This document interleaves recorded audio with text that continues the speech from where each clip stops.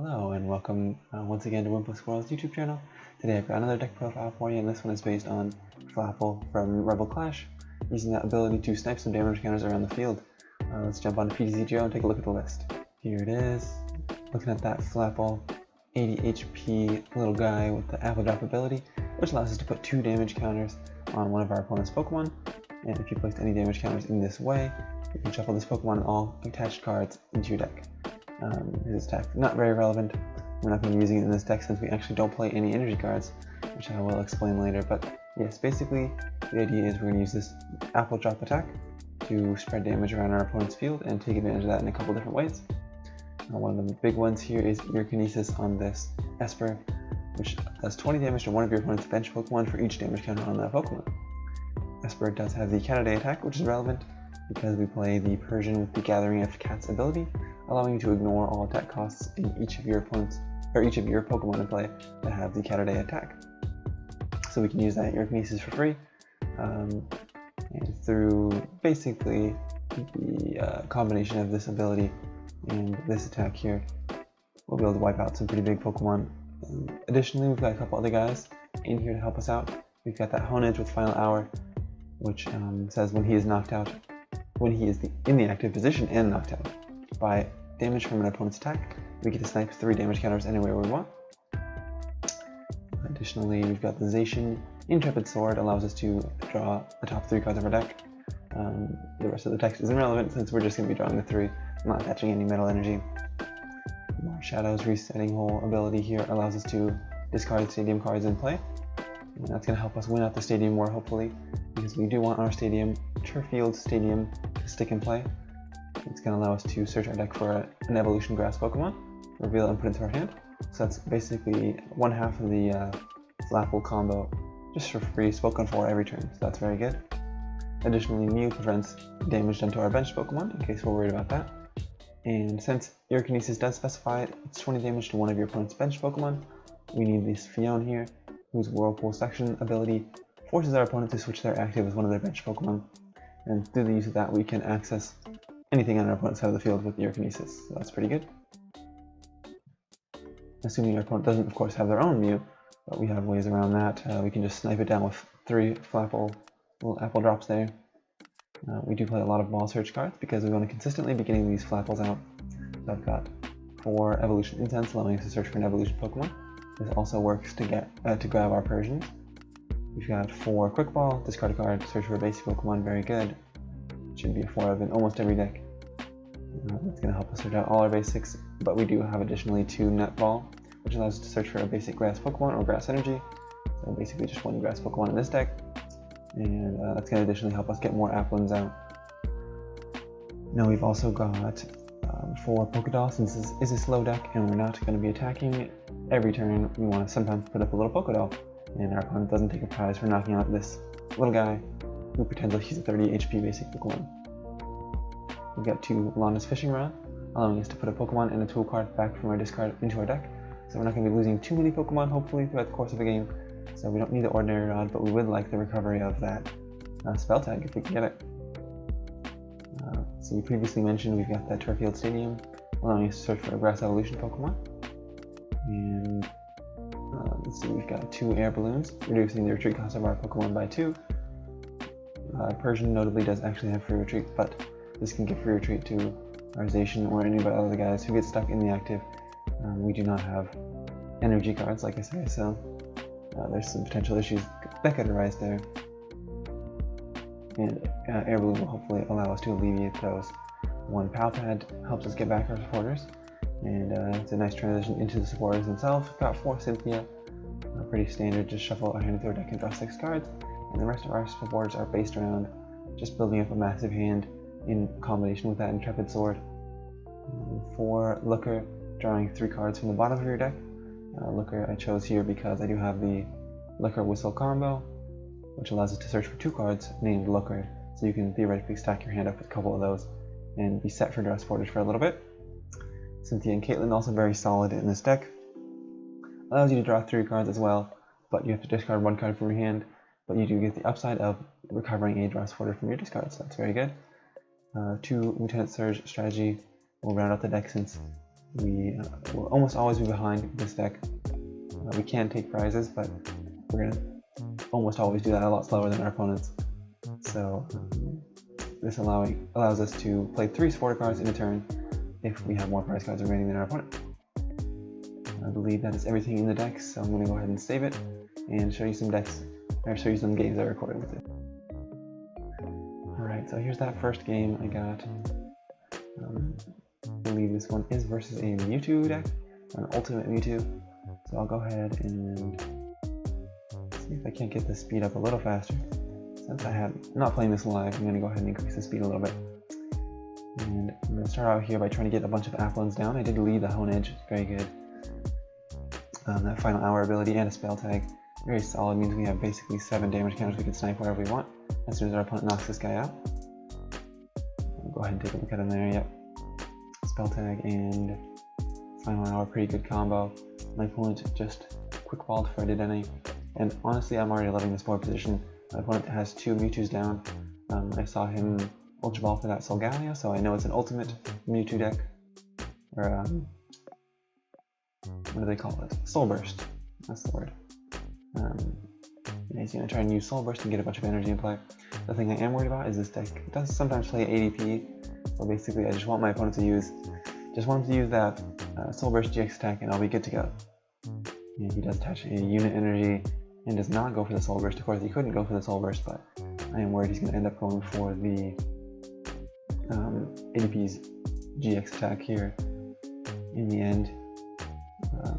Meanwhile, I'm going to go ahead and get some more of my basics down. I do also get a Persian into play, but notably, I do not have my Zacian in deck this game, which is going to be very painful. I almost always want to end my turns that way. I would have loved to end my turn with an Intrepid Sword this turn, but here we are. My opponent does go for the Soul Burst, so I'm in. I'm missing the Zacian, of course, which is some severe lack of draw power, and we're not going to be able to get it too soon, I don't think, either. Look at how big my opponent's Pokemon are there. Seeing lots of guys with more than 200 HP, so I'm not super thrilled about the prospect of getting off some quick prize cards. I don't think that's happening. Now my opponent has all these energies in play, but what can he really do with them? Doesn't look like he's got too many options in the discard there. Kaleidostorm probably being the preferred option. And of course, if he does knock out this Hone Edge, we get 7 damage counters sniped. That's going to be pretty nice for us. And he does pull out another Dedenne with that quick ball. See if he ends up choosing to go for it. Alright, he does not. Kaleidostorm, like I said, a pretty solid option, allowing him to move all those rainbow type energies around on his field. He's going to choose to move a couple back to that Mewtwo. Just the one. And I'm going to go ahead and snipe my 4 to the active and 3 to the bench. Push up that Persian. It does have free retreat, so that's pretty nice. And yeah, I'm going to go ahead and throw a doll down. Surge I have got, so I'll play my first supporter here.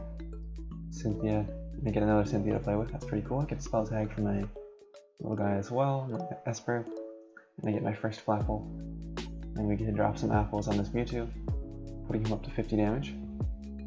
And I also have the Nested Ball that search for another one, so that's pretty good. Another Applin comes down. Yeah, we're getting off some pretty good couple apple drops this turn. Usually you're not getting off this many this early, so it's nice to see it. And I'm just going to go ahead and, I know I'm not taking the knockout, but I'm going to stack a bunch of energy on this other Mewtwo here. 210, leaving him with 60 damage, and I can reach that a couple different ways. And he whips out the Scoop Up. And he does miss it, thankfully, but that could have been pretty worrying there. He'd wipe a lot of his energy off the field, but he'd also wipe up all the damage we've done so far, basically. So that was a good thing he missed that. It could have been a lot worse for us. And again, he doesn't have any great attacks I don't think he wants to use here. Probably just going to see another Kaleidostorm, which is certainly an option. Ooh, Boss's Orders does pull up by Persian. That means I won't just be able to do a back-to-back Earkinesis to knock out that Mewtwo.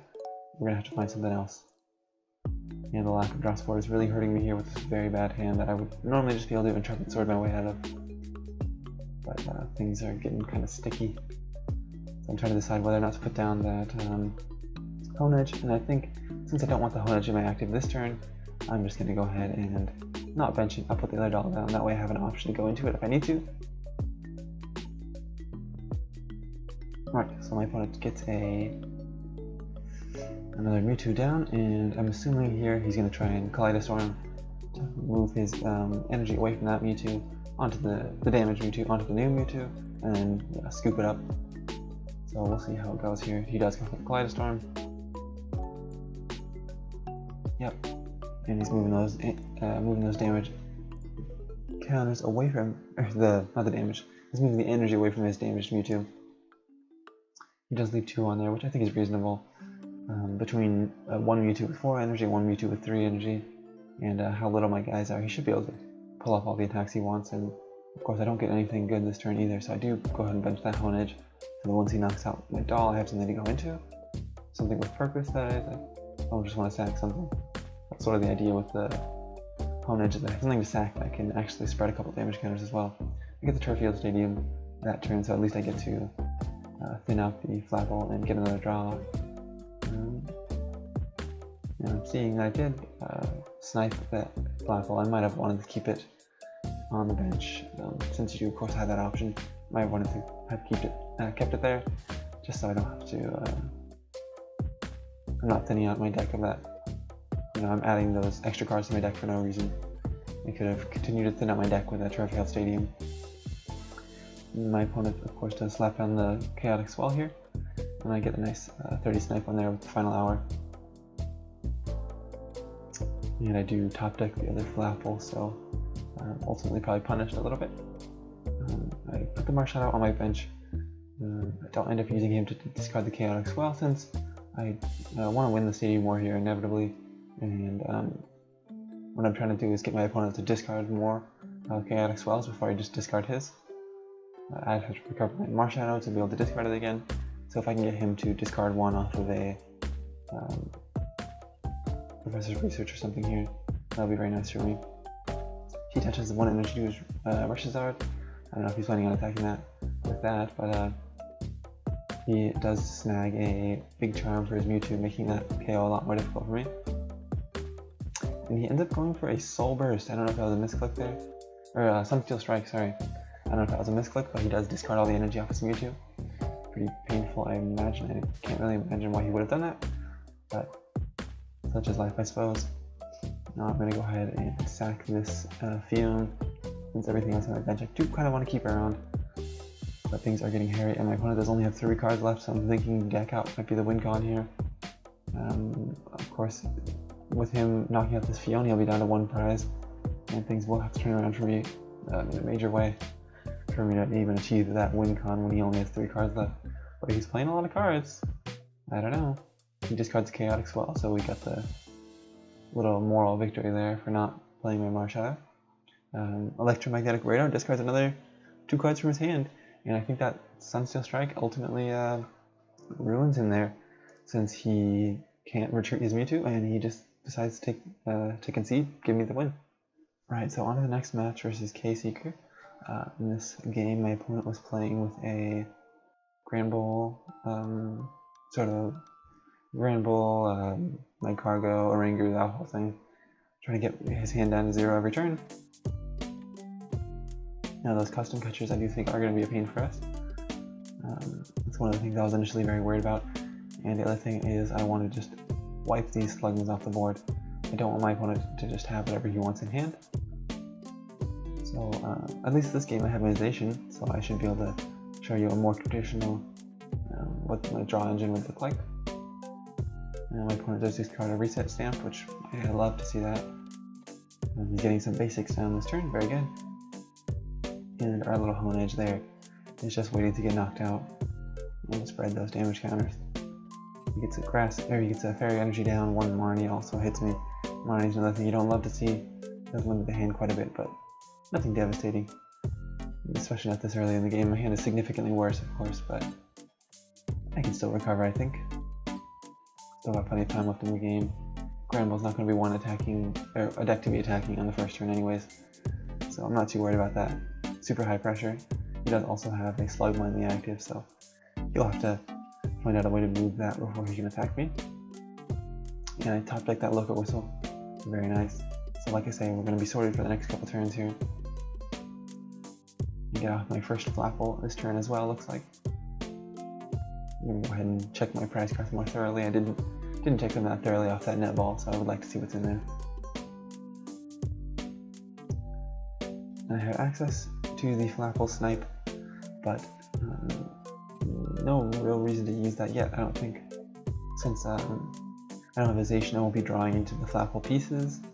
It's basically just going to clunk up my deck for what I do want, which is exactly Ization. I want to get that guy on the bench, start using Intrepid Sword every turn.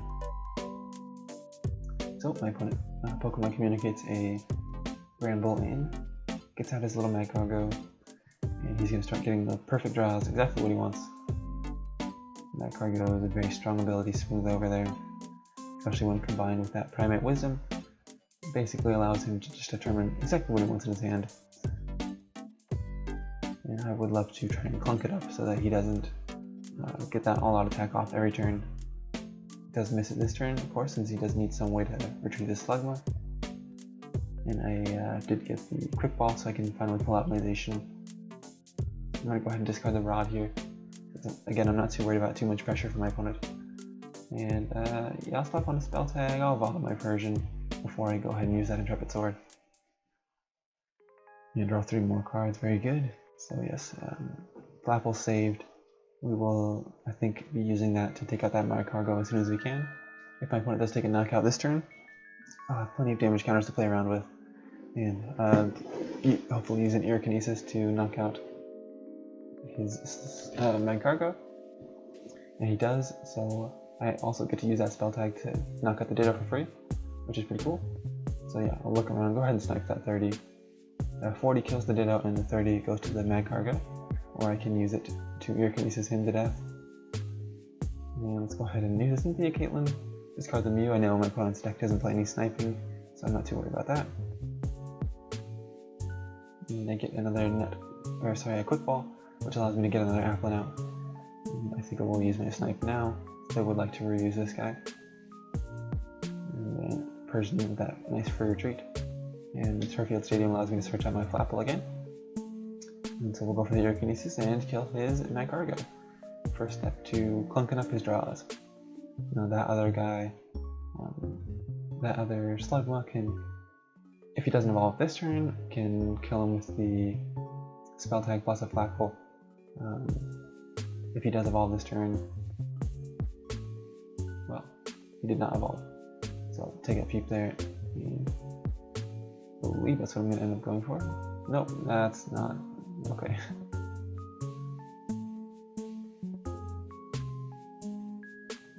Well, I guess I can see the better play now.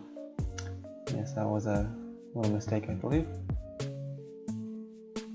My opponent doesn't have any way to direct his top deck though, and he is looking at a pretty dead hand, so I'll be surprised if he, not necessarily surprised if he manages to pull off consecutive attacks, but if he manages to set up more attackers and that sort of thing. Yeah, that works too, I suppose. I can just kill him with the Ear-Kinesis. I suppose I was overthinking it. Didn't want to put the damage counters to waste. Okay. So my opponent does get the other Granbull this turn, and he gets another knockout. So we're both tied at 3 prizes here. Now I'm going to put my Persian up, and I'm going to start feeding him some dolls, I think, while I generate some more damage with my Flapples. Okay. So I can pull out more Applins using my Ball Search. I'm going to go ahead and keep sniping down his Granbull on the bench there. Retreat into a doll before I Intrepid Sword. And draw 3 more cards. Very good.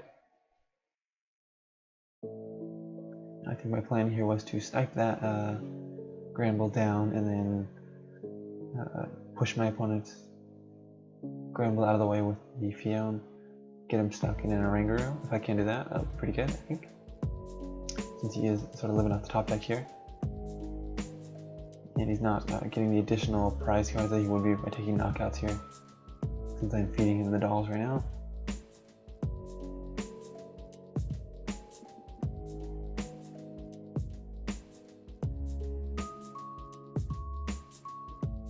course, he doesn't have to worry about lowering his hand size to 0 since all out base damage is 30, meaning he can just knock out the doll without having to use that secondary effect there. I'm going to go ahead and shuffle a couple guys back in with Palpad, and nice, I draw into both Applins, or 2 Applins I should say, off my Intrepid Sword there. So we've got a nice little couple of damage counter snipes coming up. And yeah, of course, this deck is a lot slower at carrying out that game plan against non-GX decks. Whereas versus the big tag team decks, we can just snipe damage to 2 guys and knock them out with big Earkinesis. We have to plan the game out a lot more thoroughly versus Grand Bull, that sort of deck. And so I think this turn I can. I've got a couple. I've got a couple prize, a little gap here. My opponent's got 3 prizes to go, so I do want to try and get some more damage counters in place. I'm going to go ahead and feed him the Hone Edge with that spell tag attached. And really, this should start to seal up the deal. If my opponent snipes into this, I'll have a lot more damage to play around with. Use my Earkinesis and that sort of thing. And that was my plan, sort of, is to get a couple prizes in the last turn and end the game very quickly that way. The opponent unfortunately cannot get his hand down to 0, which gives me another turn to really build up damage here. I'm going to evolve 2 Flapples, and I'm going to try and snipe that Gramble down. I'm going to leave it with 2 damage counters remaining. That way I can just snipe it off at any time with another Flapple. And then I grab another basic Apple in there. Turf Field can thin out my deck more. And we're getting down to the last couple cards in deck. And we're going to start redrawing these Flapples every turn if I shuffle them back in.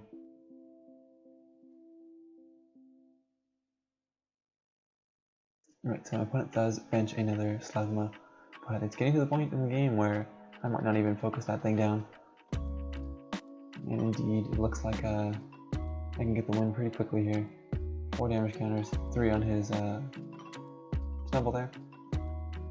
I can kill that Snubble this turn with 2 Apple Drops. I can't remember exactly the play I end up going for here, but I believe I'm just going to take 1 prize card and then take 2 more in 1 turn, ideally.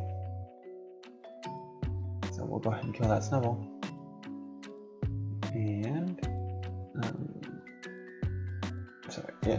Turf Field, and thin out my deck more. And I'm just going to go ahead and pass with the doll in the active, looks like this turn. Intrepid Sword, there's no reason to play a supporter. In fact, it would hurt me. I would probably deck out if I did. So I'm just going to go ahead and rely on the Intrepid Sword, leaving more stuff in my hand in case I get reset stamps or something. My opponent has shown he has a reset stamp. So I'm about to hit him with a well played here. Well, I'm thinking about it, but I decided not to DM him, and it's a good thing too, because he does pull out this Diantha, and that gets me nervous. I don't know what he's got in there, but it can't be good news for me, whatever he's going to pull out of that. His discard there, reset stamp and quick volley up. Reset stamp, you hate to see it. My opponent's going to switch into the Grand Bull that is damaged. I'm not sure I understand the logic of that, trying to protect it from an Earkinesis maybe, but I really don't need that much. Take the win here. I need one Apple Drop, and I need access to. I need access to a Flapple. Yes. So I go ahead and knock out his guy there. He has a Ringaroo. Now I have the Fion to either just push his Granbull to the bench and take the knockout with Earkinesis. Assuming he doesn't get the knockout here this turn, or again, I just need to find my way into a Flapple and knock out his Granbull. Of course, he does have the Wondrous Labyrinth Stadium in play, but that doesn't affect my Earkinesis since the attack is free, no matter how much energy requirements he adds to it. And the spell tag there, attached to my Esper does knock him. Alright, and we've got to crack some packs to end the video, so here we go. I'm putting the first Rebel Clash pack I've got here. We got an Applin, very fitting. Also got that horror energy, allows us to snipe 2 damage counters on the opposing attacking Pokemon if this Pokemon is swung into. Pretty good. Nugget is also an interesting card, allowing you to draw 3 additional cards if you draw it as your first card. And Surfetched, Meteor Assault, does 180, and you can't use it again unless he leaves the active spot. Kind of cool. Little counterplay sort of to... sorry, got distracted by a little Copperaja VMAX there. 340 HP on this guy. Very nice. Love to see it. Yeah. Let's see what we can get out of this rest of this one. Oh, hey, the Sandaconda V as well. Very nice. 2 Sandaconda V. I'm on my way to making a Sandaconda deck. Open another one, why not? Another Applin. And we got a Dan as well, very important card, very useful. Allows you to play rock, paper, scissors. What more could you want in a card? And Greedent's Greedy Tail ability is pretty interesting there. Don't think I paid too much attention to this card before, but perhaps you could abuse it using Life Dew or something. Shuffle that Life Dew back in, use the Greedent to ensure you get it back every turn. Could be interesting. Alright, well, we've come to the end of this video. If you did enjoy it, I post them occasionally, so if you want to subscribe, you can see when I do post a new one. If you like this one in particular, leave a like or a comment. That would be very nice. And I'll see you in the next one.